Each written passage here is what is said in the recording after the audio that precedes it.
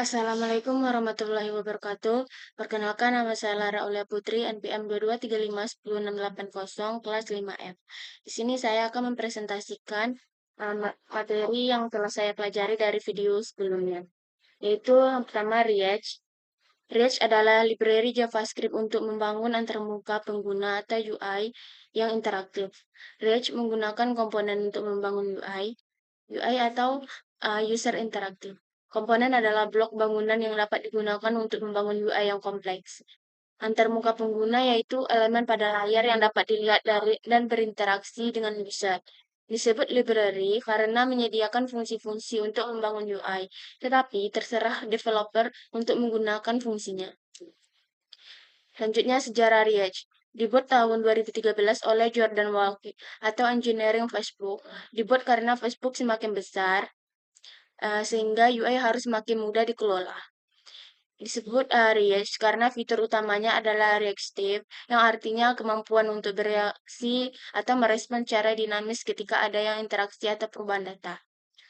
Tim pembuat React adalah engineer dari Meta, Vercel, dan kontributor dari seluruh dunia.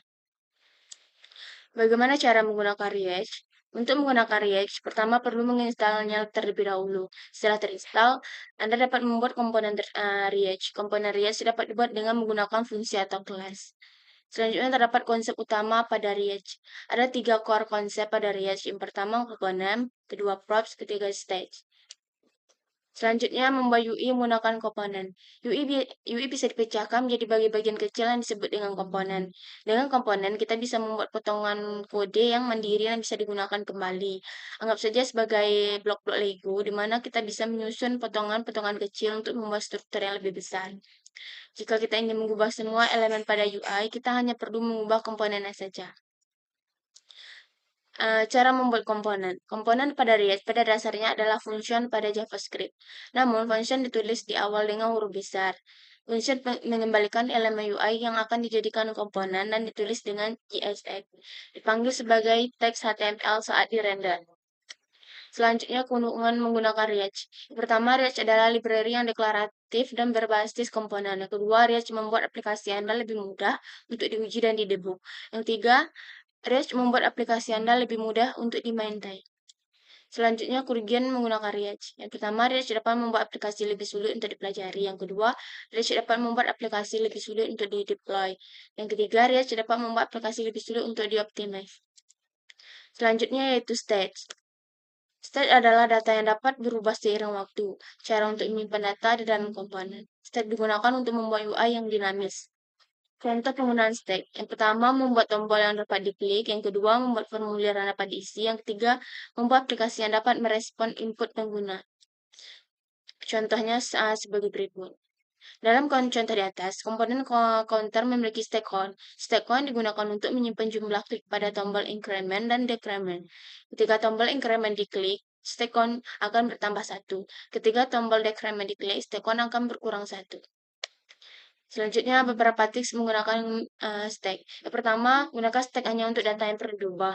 Yang kedua, gunakan stack dengan hati-hati. Yang ketiga, gunakan stack dengan benar. Selanjutnya, event handler. Event handler adalah fungsi yang dijalankan ketika terjadi peristiwa seperti klik tombol atau perubahan nilai input. Cara membuat event handler di React. Yang pertama, tentukan event yang ingin ditangani. Yang kedua, tambahkan atribut event handler ke komponen React. Yang ketiga, definisikan fungsi event handler. Yang keempat, panggil fungsi event handler di atribut event handler. Beberapa contoh event handler. Event handler dapat dibuat dengan menggunakan atribut onClick, onChange, onKeyDown, dan lain-lain. Yang pertama onClick, itu event handler ini dijalankan ketika tombol diklik. Yang kedua onChange, event handler ini dijalankan ketika nilai input berubah. Yang ketiga onKeyDown, event handler ini dijalankan ketika tombol ditekan. Selanjutnya itu hooks. Hooks adalah fungsi yang dapat digunakan untuk mengelola stack dan event efek samping. Jenis hook. Yang pertama, hooks iStack. Stack digunakan untuk mengolah stack. Stack adalah data yang dapat berubah seiring waktu. Misalnya, jika Anda membuat aplikasi yang menampilkan jumlah klik tombol, Anda dapat menggunakan stack untuk menyimpan jumlah klik. Selanjutnya, hook US Effect. Hawkeye effect digunakan untuk menjalankan efek samping. Efek samping adalah sesuatu yang terjadi di luar komponen React. Misalnya, jika Anda ingin mengambil data dari API, Anda dapat menggunakan US effects untuk melakukan hal tersebut. Selanjutnya, Hawk US context dan US reducer. Context digunakan untuk mengakses style global, sedangkan US reducer digunakan untuk mengelola state yang lebih kompleks. Selanjutnya yaitu komponen. Komponen adalah bagian dari UI yang memiliki logika dan tampilan. Komponen dapat dibuat sekecil mungkin sampai satu buah elemen HTML. Komponen dapat digunakan kembali sehingga dapat membuat kode lebih mudah dikelola. Beberapa tips untuk membuat komponen yang baik. Yang pertama, pisahkan UI secara logis. Sistem komponen harus memiliki tanggung jawab yang jelas dan spesifik. Yang kedua, pertimbangkan reusability. Buat komponen yang bisa dipakai ulang di berbagai tempat. Yang ketiga, perhatikan kompleksitas. Jaga komponen tetap sederhana, hindari yang terlalu kompleks. Yang keempat, perhatikan gaya dan kebisingan coding. Konsisten dalam gaya penulisan kode penting untuk kolaborasi dan pemeliharaan proyek.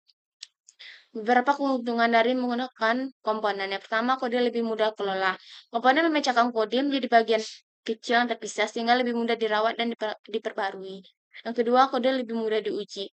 Komponen yang mandiri dapat diuji secara terpisah untuk memastikan fungsionalis. Nah, yang ketiga, kode lebih mudah didebug. Pemisahan kode ke dalam komponen membuat lebih mudah untuk mengidentifikasi dan memperbaiki kesalahan. Yang keempat, kode lebih mudah di-reset. Komponen dapat digunakan kembali di berbagi bagian aplikasi atau proyek lain, menghemat waktu dan tenaga. Beberapa kerugian dari menggunakan komponen. Pertama, kode lebih kompleks. Penggunaan banyak komponen dapat meningkatkan kompleksitas struktur aplikasi. Yang kedua, kode lebih sulit dibaca. Terlalu banyak komponen kecil hingga membuat alur aplikasi sulit dipahami secara keseluruhan. Yang ketiga, kode lebih sulit dimaintain. Jika komponen tidak diorganisasi dengan baik, mengelola banyak komponen bisa menjadi rumit dan memakan waktu.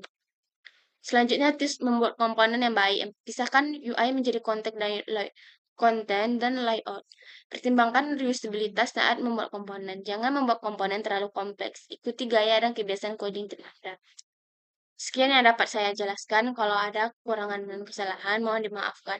Assalamualaikum warahmatullahi wabarakatuh.